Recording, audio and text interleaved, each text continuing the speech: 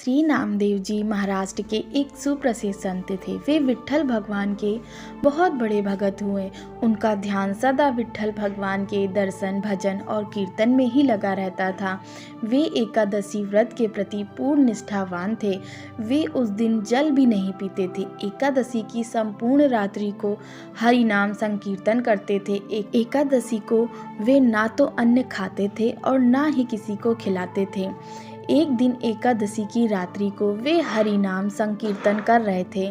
उनके साथ अनेक भक्त भी संकीर्तन कर रहे थे। अचानक एक छीड़काए हड्डियों का ढांचा मात्र एक वृद्ध ब्राह्मण उनके द्वार पर आया और बोला, मैं अत्यंत भूखा हूँ, मुझे भोजन कराओ, अन्यथा मैं भूख के मारे मर जाऊंगा। श्री नामदेव जी बोले, मैं एकादशी को ना अन्न खाता हूँ और ना ही अन्न किसी और को खिलाता हूँ। अतः ब्राह्मण देवता, आप प्रातःकाल सूर्योदय का इंतजार करिए, व्रत का पारण कर आपको भर पेट भोजन कराऊंगा। ब्राह्मण बोला, मुझे तो अभी ही भोजन चाहिए, मैं 120 वर्ष का बूढ़ा हूँ।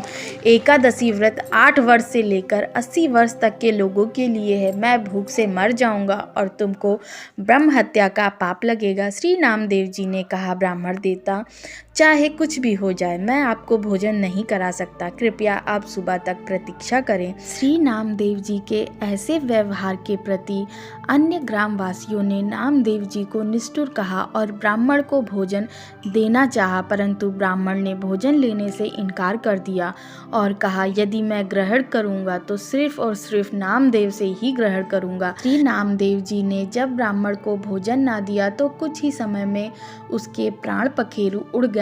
वहां उपस्थित सभी लोग श्री नामदेव जी के प्रति अपशब्द कहने लगे और उन्हें हत्यारा कहकर संबोधित करने लगे। श्री नामदेव जी कुछ न बोले, पूर्वत विट्ठल भगवान के भजन और कीर्तन में ही लगे रहे।